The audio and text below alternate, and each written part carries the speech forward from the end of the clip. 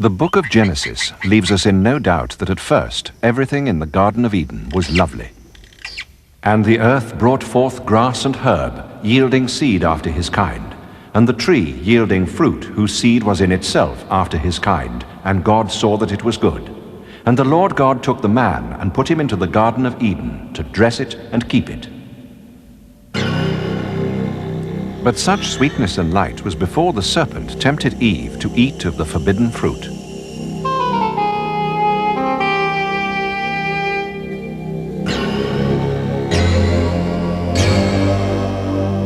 And the Lord God said to the serpent, Because thou hast done this, thou art cursed above all cattle and above every beast of the field. Upon thy belly thou shalt go, and dust thou shalt eat all the days of thy life. And I will put enmity between thee and the woman, and between thy seed and her seed. It shall bruise thy head, and thou shalt bruise his heel. Now the serpent was more subtle than any beast of the field.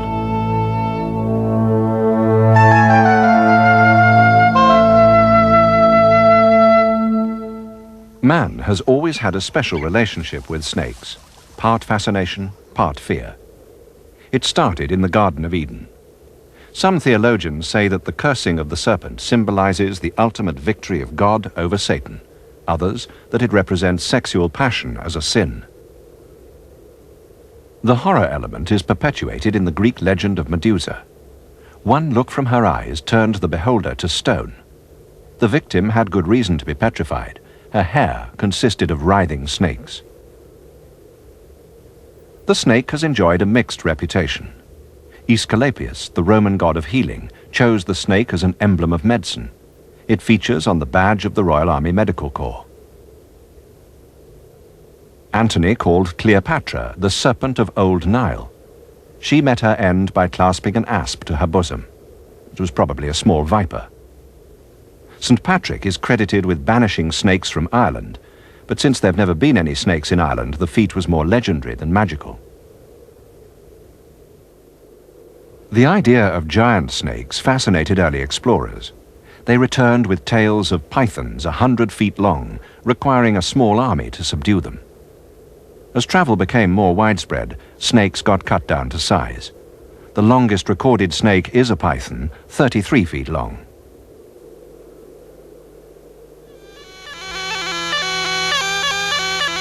Perhaps the most persistent legend about snakes is the power of music to charm them. In fact, snakes have no ears, so never hear the charmer's pipes. It's the movement of the instrument that fascinates them. Many snake charmers partly sew up the lips of their serpents, so the risk of being bitten is very slight.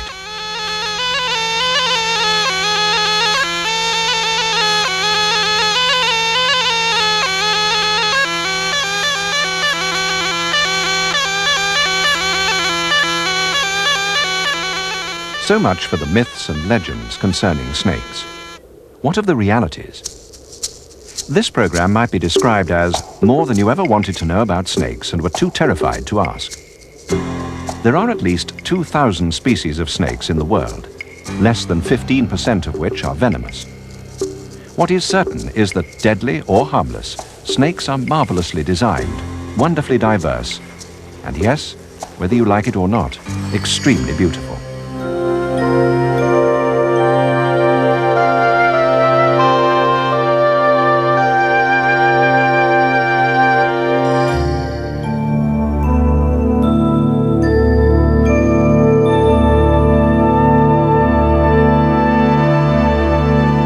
Snakes evolved from lizards about 130 million years ago. Evolutionarily speaking, snakes are latecomers in the reptile world. The monitor is the very personification of lizard power. It has all the things snakes lack: eyelids that can blink, external ears that hear very well, and of course, powerful legs.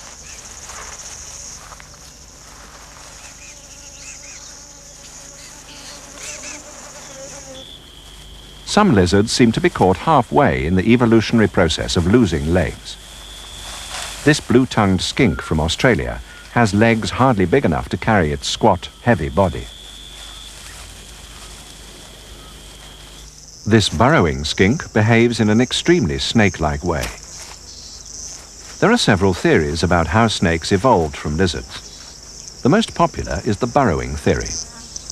This says that early snakes were probably driven underground by competition. There, they didn't need eyes and became practically blind. They only emerged and developed the snake's unique eye when reptile competition slackened and small mammals were becoming available as prey.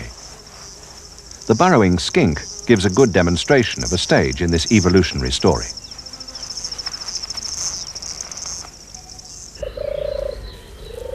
The familiar British slowworm is even further down the road to snakedom. It doesn't have any legs at all, at least not external ones. Inside its body are the skeletal remnants of the legs it has shed. It's a lizard in every other sense, though its movements are entirely serpentine.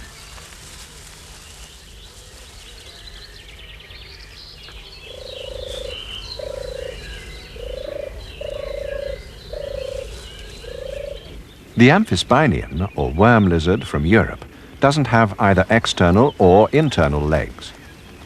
In 50 million years, its descendants may possibly have become true snakes, though they'll have to change more than their shape to do so.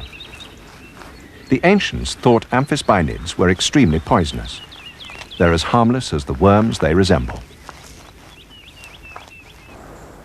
Not all snakes have rid themselves completely of traces of limbs. The large constrictors have the remains of hind legs which look like claws, as does this female python. Being legless is not such a disadvantage as it might seem.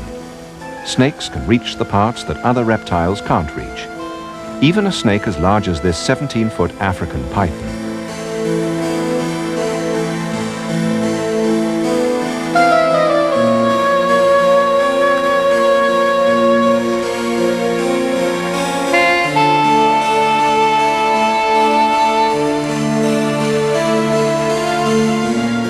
Snakes possess up to 400 ribs. People often imagine that these move rather like a centipede's legs. The ribs can't move on their own. It's the powerful muscles around them that give the snake its fluent motive power. There's the remains of the leg, as in the pythons and boas, attached to the pelvic girdle. The bulge passing overhead is where a broken rib has mended. With so many ribs, a snake can afford to crack one or two, but without this magnificent rigid skeleton, the snake wouldn't be able to move with such graceful ease.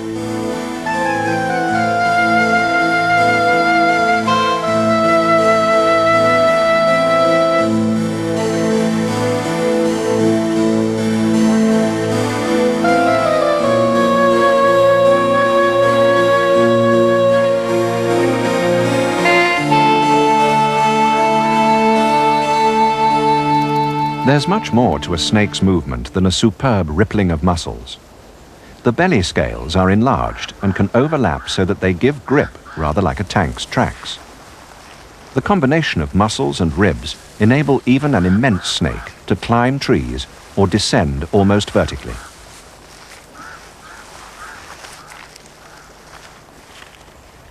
As the python crosses the soft mud of a mangrove swamp, the movement of the belly muscles is shown to perfection.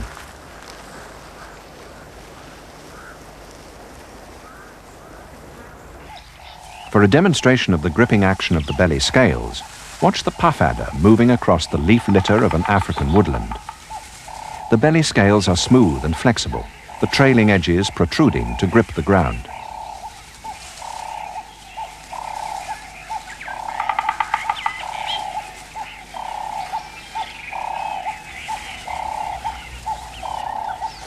Then there are the specialist movers, particularly the vipers and rattlesnakes who live in desert areas and have to cope with soft, sandy surfaces. For them, sidewinding is the name of the game. The sidewinder, or horned rattlesnake of North America, only touches the ground with 2 points of its body at any one moment.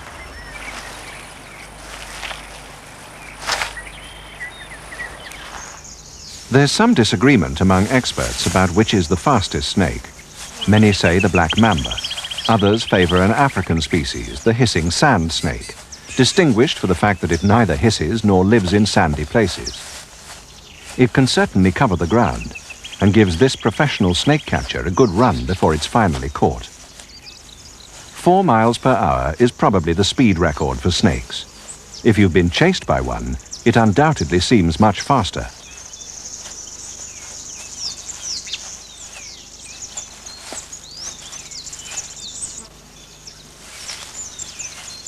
If there are advantages to having a long, muscular, limbless body, there are snags as well. Eating is one of them. Snakes habitually swallow meals far bigger than their own heads. This African vine snake is about to tuck away a chameleon. It looks impossible, and would be so if a snake couldn't disarticulate its jaw. There's a hinge called the quadrate bone in the lower jaw, which enables the mouth almost literally to fall apart, as this puff adder demonstrates. Like all snakes, the vine snake has no chewing teeth, just holding teeth to grip the food while the body muscles pull the chameleon towards its stomach. When it comes to catching live prey, there are no vegetarian snakes, by the way, that long muscular body provides the snake with 2 devastating forms of attack. The first, the ace held by all venomous snakes, like this puff adder, is the strike. Here it comes in extremely slowed up action.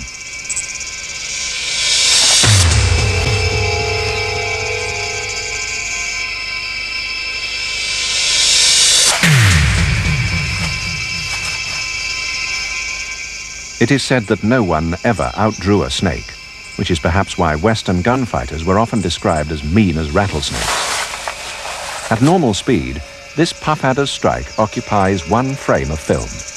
It lasts 1/25th of a second.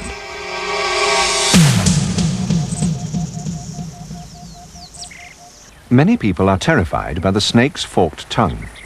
It's quite harmless and is used to smell its surroundings, sampling the air and savoring what it finds against pits in the roof of the mouth called Jacobson's organs.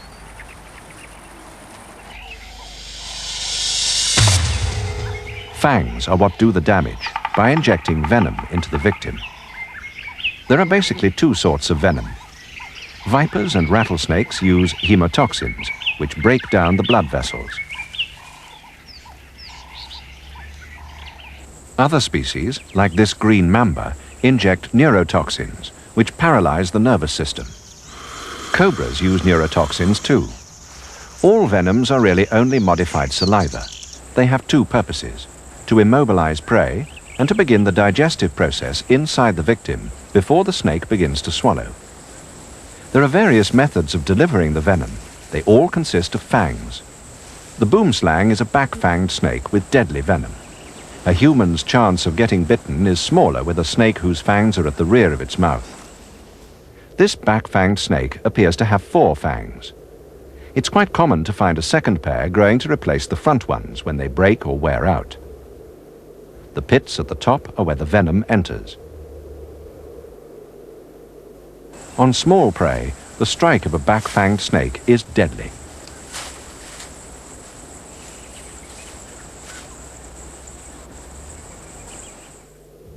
Next, a front-fanged snake with a very sophisticated design.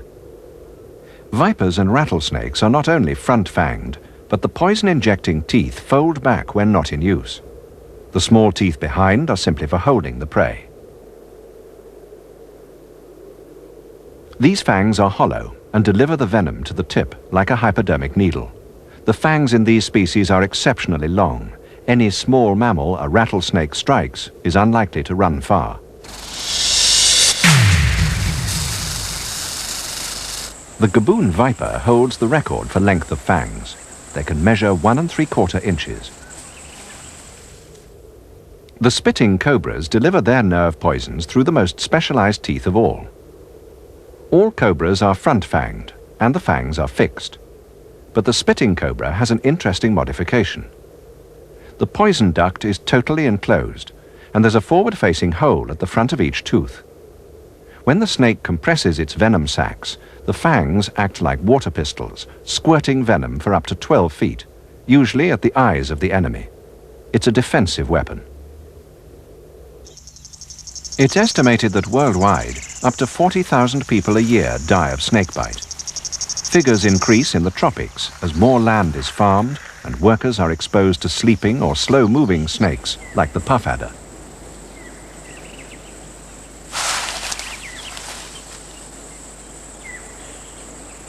In Britain, more people die from bee stings than from the bite of an adder, our only poisonous snake.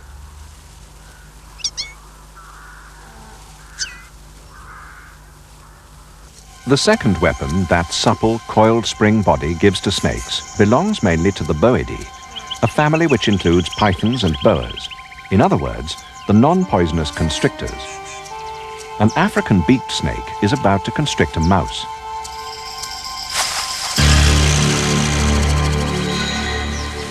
It's a popular belief that constrictors crush their prey. They don't. They suffocate it by making it impossible to breathe. Here's another attack. Python constricts rat. There's the disarticulating jaw in action. Snakes swallow their prey head first. It's easier that way.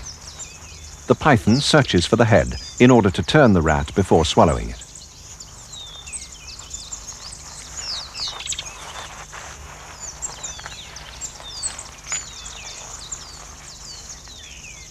So much for the advantages of having a long, thin, muscular body. Now for the snags. The main one is that it makes you extremely vulnerable to enemies, unless of course you can become invisible. The adder does that by perfectly matching its surroundings, especially dead bracken.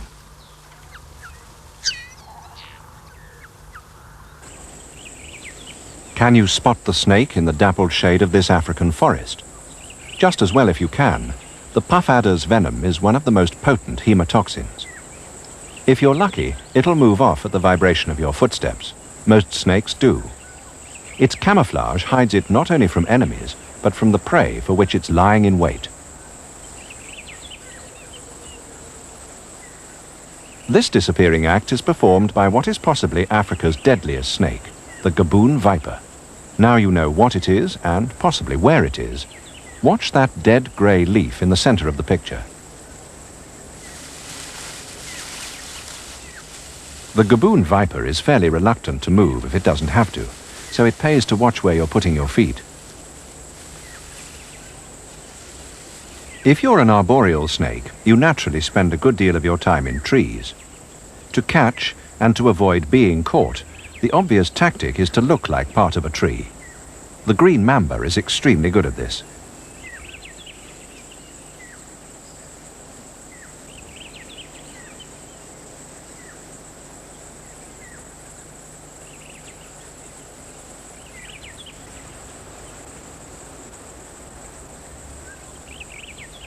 A few snakes can feign death to fool enemies. It's very unusual to find a grass snake doing so. Their normal defense is to emit a foul-smelling fluid from glands near the tail. The grass snake only comes alive when it thinks danger is past. Then there are the species that warn off intruders by making a menacing noise. Students of Western films don't need to be told what snake is making this sound.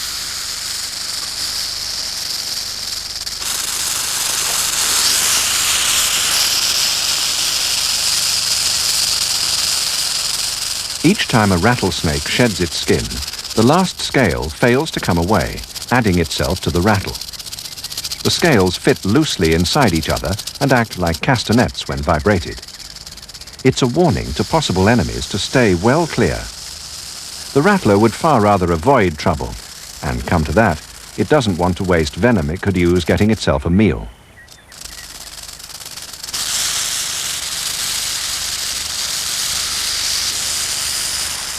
There's a harmless species that has learned that it pays to impersonate a rattler. The gopher snake not only looks like a rattler, but gives a very good imitation of a rattle by hissing. It can also vibrate its tail against vegetation to strengthen the impression.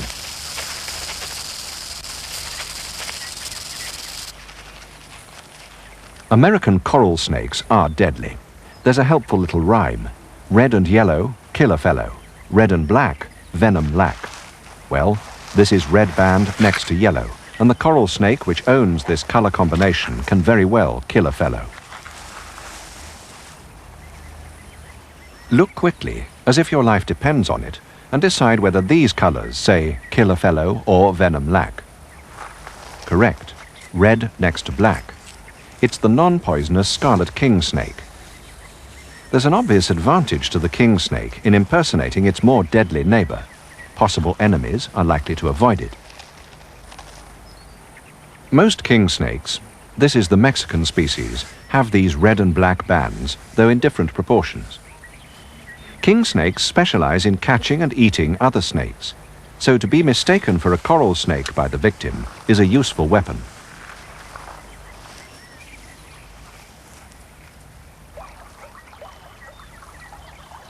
The Californian king snake lacks the red bands altogether, but its striped pattern is still confusing to its prey, which includes rattlers. King snakes often get bitten in their battles to subdue rattlesnakes in order to eat them. They seem to ignore bites and are resistant to venom that could kill a man at least 3,000 times their body weight.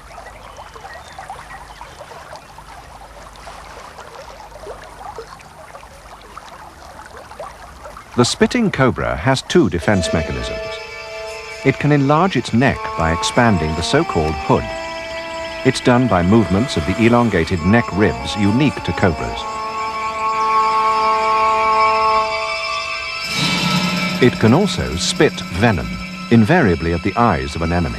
It's the same venom it injects with its bite.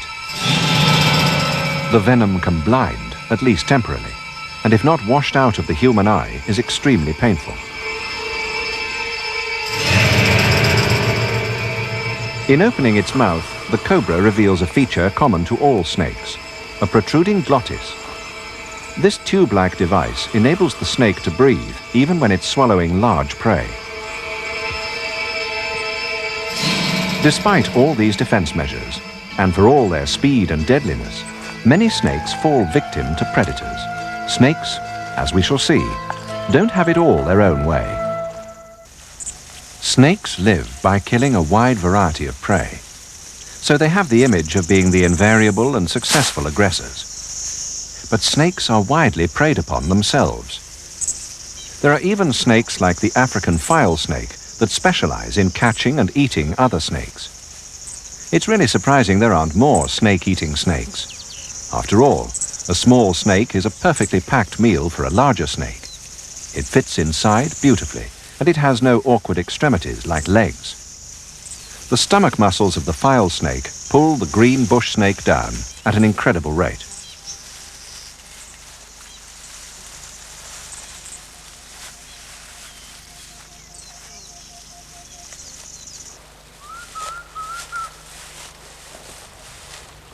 Snakes have enemies in almost every branch of the animal kingdom, and not least among the giant lizards, their closest relatives. This African monitor lizard knows that termite mounds can provide a widely varied menu. They shelter so many different edible creatures.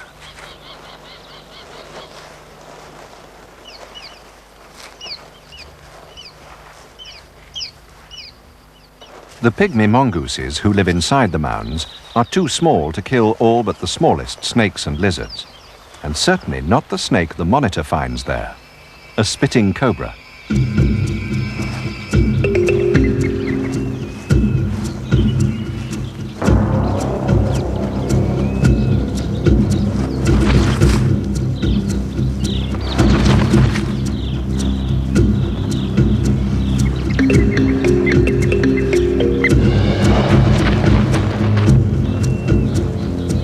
The monitor is too big to be intimidated by the raised hood, and for once, the cobra doesn't seem to spit.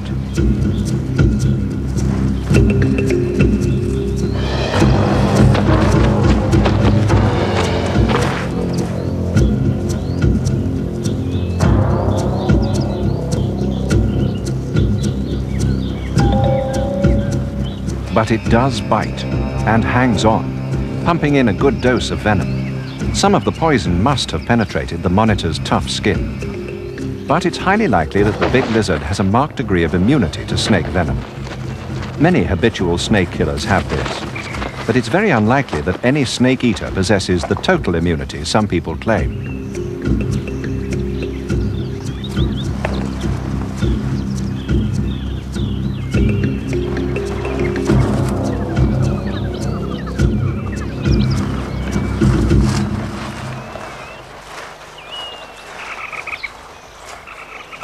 Several birds of prey are specialized snake hunters. The secretary bird that stalks the African savanna, holding down snakes with its powerful feet, is one of the most successful. So is this short-toed eagle, found in southern Europe.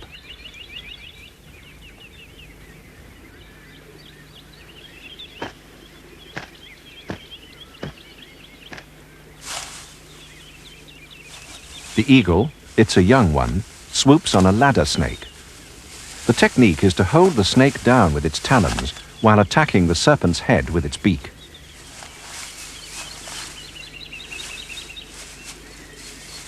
It's too inexperienced to know how to dispatch the snake quickly.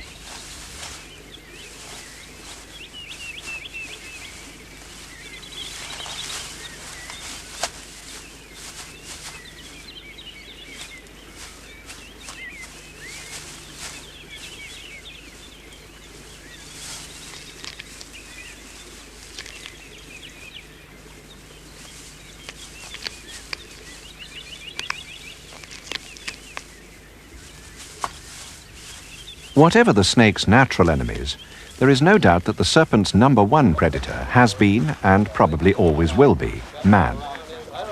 In some ways, it's understandable. Poisonous snakes are a menace.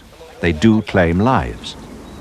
Ever since the Garden of Eden, they have sadly for themselves represented evil and sin.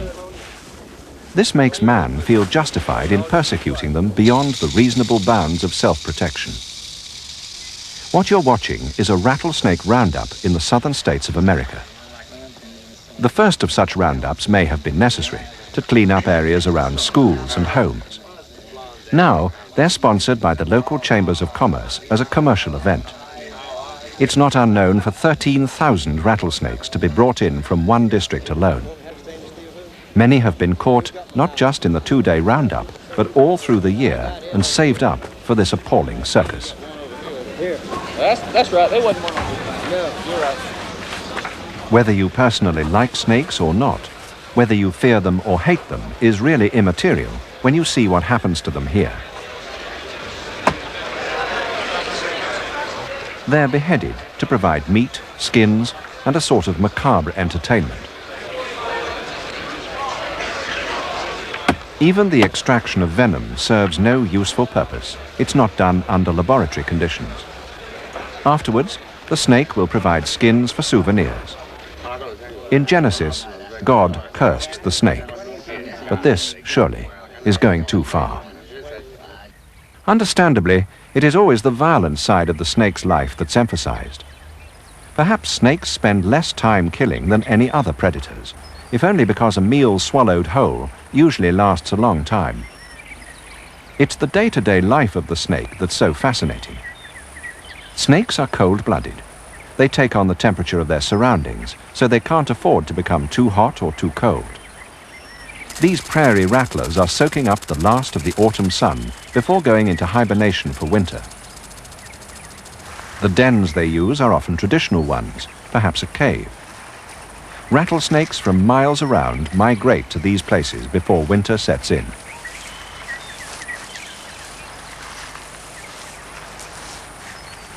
The scene inside such a den has a sinister quality few horror movies can match.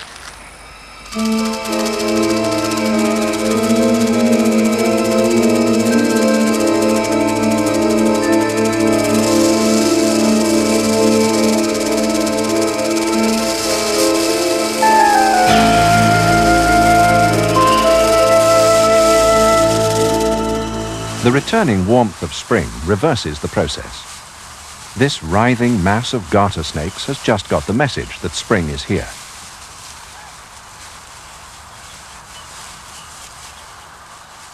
One of the first things a snake does on emerging from hibernation is to slough or shed its skin. A sign that this is about to happen is when the eye covering goes opaque. A snake sloughs several times a year, either to accommodate its growing body or because the old skin is wearing out. The slough starts at the head. The skin splits at the upper lip, and the transparent eye covering, which is itself a modified scale, comes away.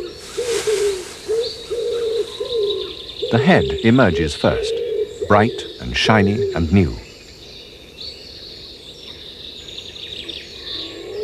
The discarded helmet of skin, including the shed goggles, lies alongside.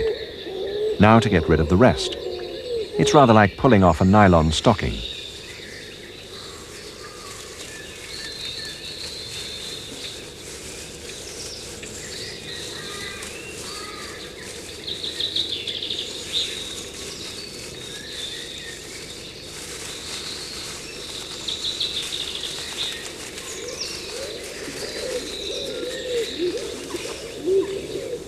Whatever Adam and Eve may have learned from the serpent in the Garden of Eden, the betting is that snakes knew it all millions of years before man came on the scene.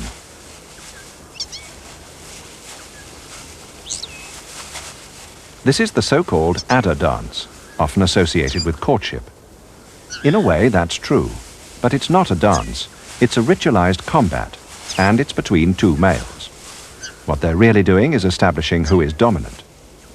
There is certainly a female nearby. Like most animals who have the power to damage each other seriously, they never lay a fang on each other. At the end of the contest, the stronger will clearly have established his right to mate with the female. The victor will be left holding the field.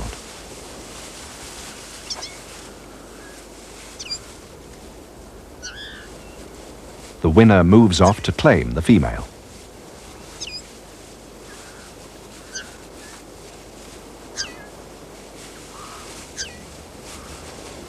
She's less vividly marked than the male.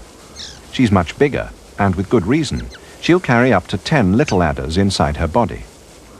Adders are among the comparatively few species which give birth to live young. Most snakes lay eggs. Reptiles were egg-laying long before birds thought of it. Birds inherited the technique from their early reptile ancestors. There are big differences in the way snakes and birds go about the final stages of reproduction. To begin with, very few snakes show any parental care for their offspring. This grass snake has found a warm, moist compost heap in which to lay her eggs. Once she's laid them, she'll take no further interest. In adverse weather conditions, snakes sometimes give their offspring a good start in life.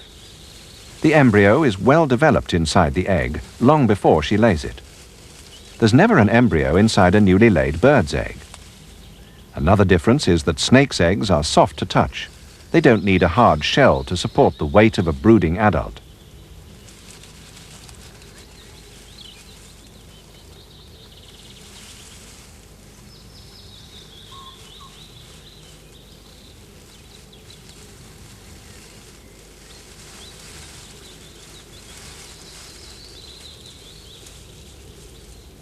She'll lay between 20 and 40 eggs, and having laid them, she'll leave them to take their chance.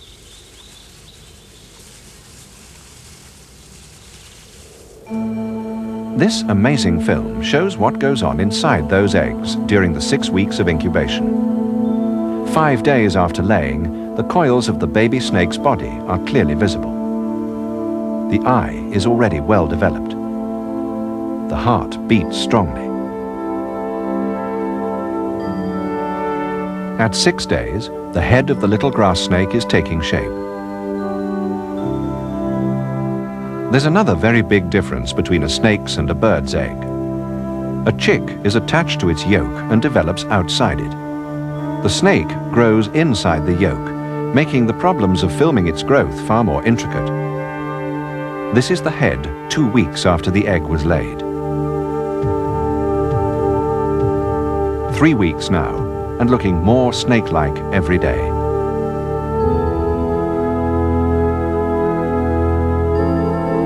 At 5 weeks, the body, glimpsed through the opening in the yolk, has acquired scales. Another feature common to bird and snake embryos. In the upper jaw, there's an egg tooth with which the young can tear their way out of the shell.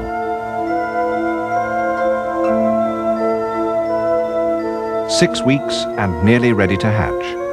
The eye is opaque, because one of the first things the little snake will do on emerging is to slough its skin. The big moment has at last arrived.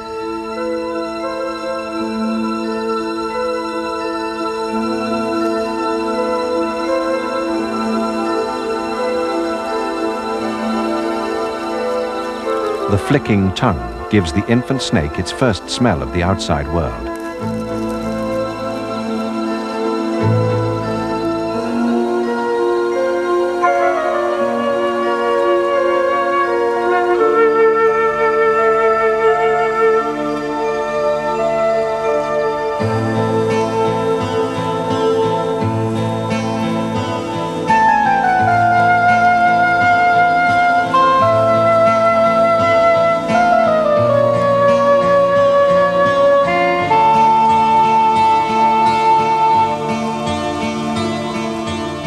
It's August when they emerge.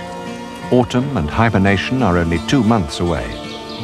Before then, they must double their body weight and put on fat to withstand the cold. Those that fail to find enough food will probably perish. The prairie rattlesnake, under this rocky overhang, has just given birth. Rattlesnakes produce live young. The embryos are contained in a thin membrane inside the mother's body and break out just before birth. It may look as though the mother is protecting her brood. In fact, she's only just given birth and hasn't yet moved off to leave her family to fend for themselves. This they can do quite well. Like all poisonous snakes, the babies are equipped with deadly venom from birth. When it comes to finding a meal, snakes have adapted themselves brilliantly to exploit some apparently unpromising food sources. Weaver birds build hanging nests with small tunnel-like entrances to baffle predators. They baffle most raiders, but not an arboreal snake like the boomslang of Africa. Tree snakes are able to make their bodies as rigid as a metal rod, so that they can reach vertically upwards for half their length. The small head and slim body can penetrate the most cunningly contrived entrance and take the young birds off the nesting ledges inside. Nest-raiding snakes don't win every round. The sparrow-sized weavers may noisily demonstrate but seldom deter. A pair of thrashers, relatives of the mockingbird, make things too hot for a red racer attempting to rob their nest in a spiky cholla cactus in the Arizona desert.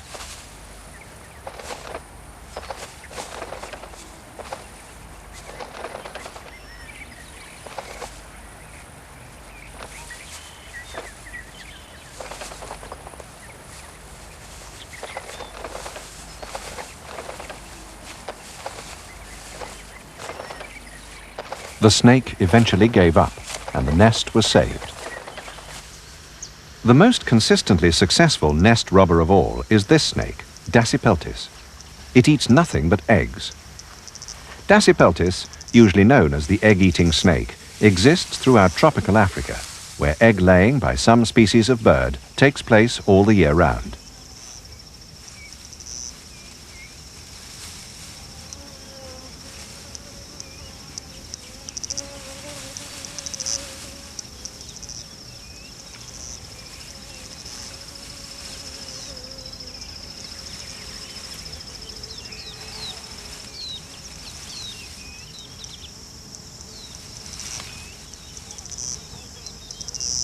The procedure is as follows. Having swallowed an egg many times the size of its own head, the egg-eater moves it by muscular contractions until the shell comes in contact with several sharp, bony spikes. These are elongations of its vertebrae.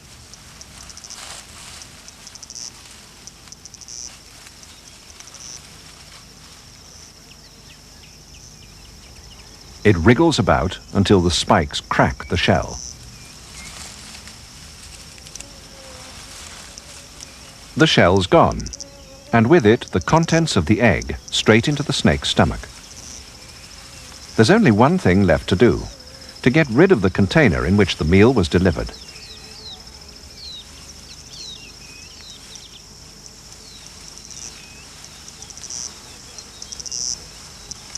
Here comes the shell, neatly compacted like an old car body that has been through a metal crusher.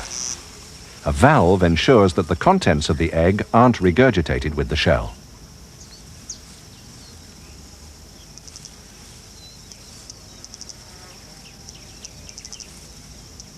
The trick is so good, it's worth an encore.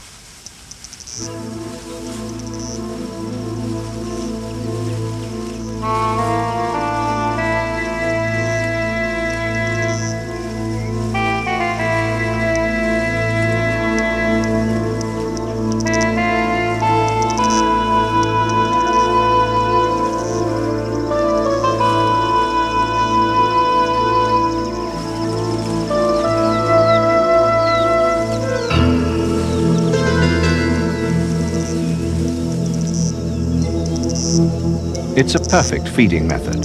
High protein diet, nothing lost or spilt, waste matter neatly disposed of.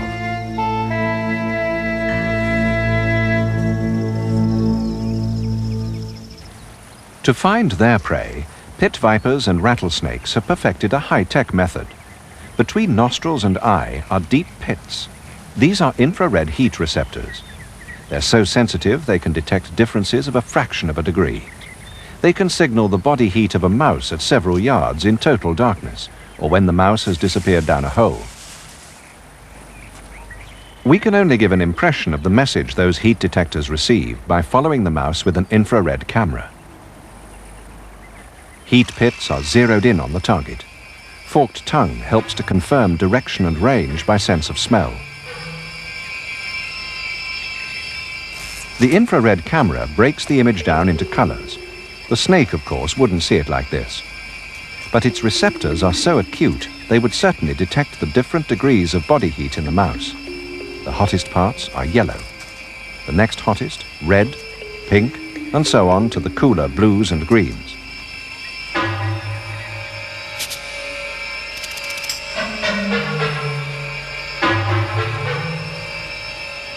When the snake gets close to its hidden prey, the hot spots fill, as it were, the rattler's cockpit display.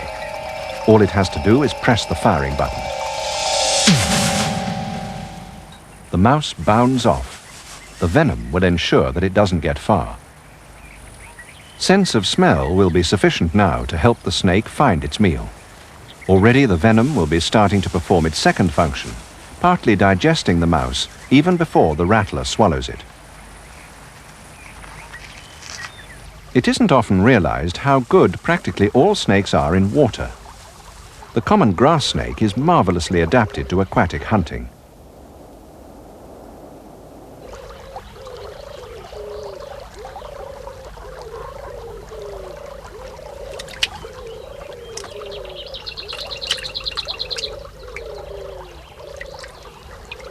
All snakes can swim, and many can stay submerged for half an hour at a time.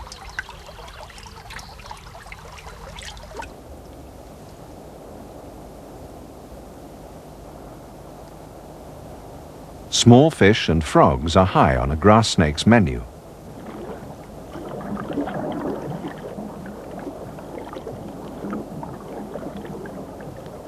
The snake took its minnows in a grab so swift that they disappeared instantly, even though it had to turn them head first before swallowing.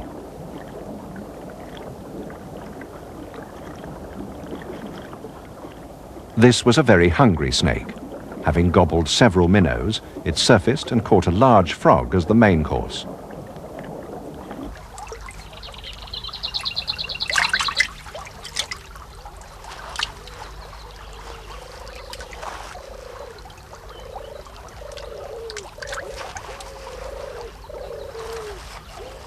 For the ultimate in freshwater snakes, you must go to the Amazon basin. There, the explorer Colonel Fawcett claimed to have seen an anaconda 60 feet long. This anaconda is a mere 12 feet in length. It's the body width that's so intimidating.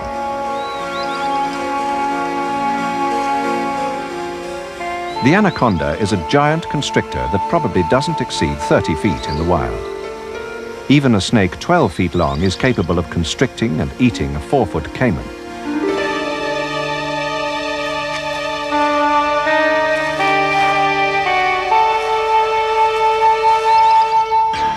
An anaconda usually attacks in the water or at the water's edge.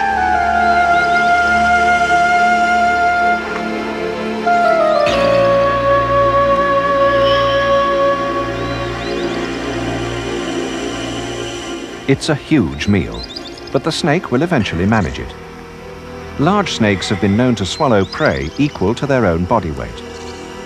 After such a banquet, the anaconda might literally not have to eat for months.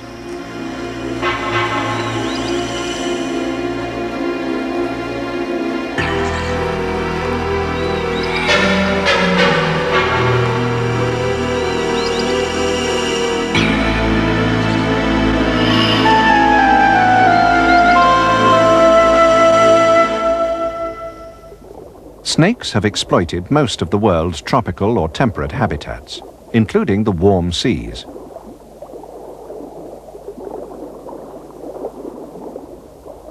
Sea snakes are one of the most extreme examples of adaptation.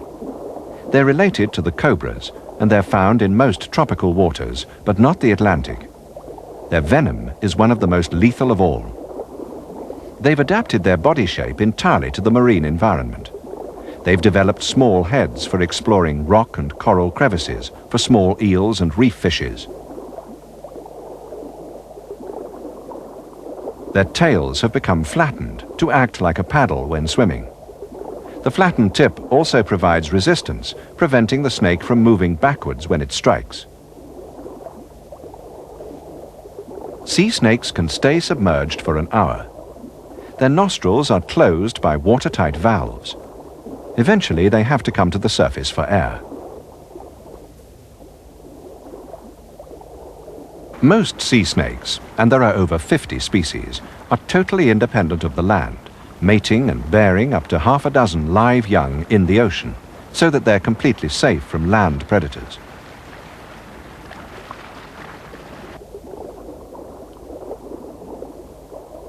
Courtship and mating rituals are very similar to those of terrestrial snakes. A male swims in consort with a female over a bed of white coral sand.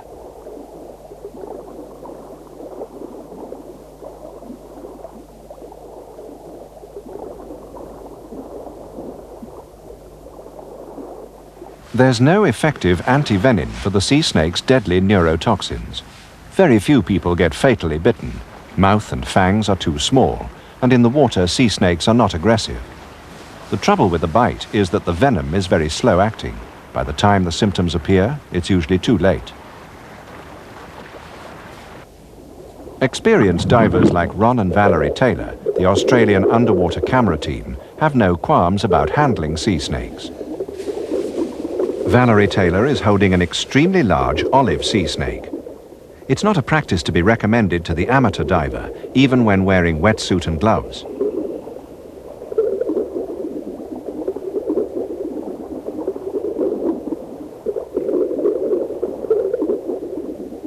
Nevertheless, it demonstrates the docile nature of this utterly lethal snake. It's never been known to attack a diver, though it sometimes approaches, apparently out of curiosity.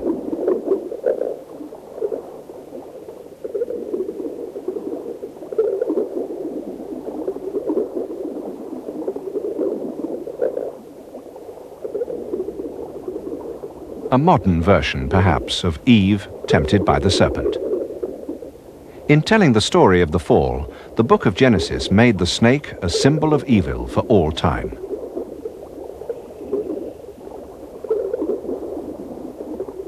And the Lord God said to the serpent, "Because thou hast done this, thou art cursed above all cattle and above every beast of the field. Upon thy belly thou shalt go." As we've seen, the snake has made excellent use of this manner of locomotion and has adapted it marvelously to its purpose. But then, as the good book says, the serpent was more subtle than any beast of the field.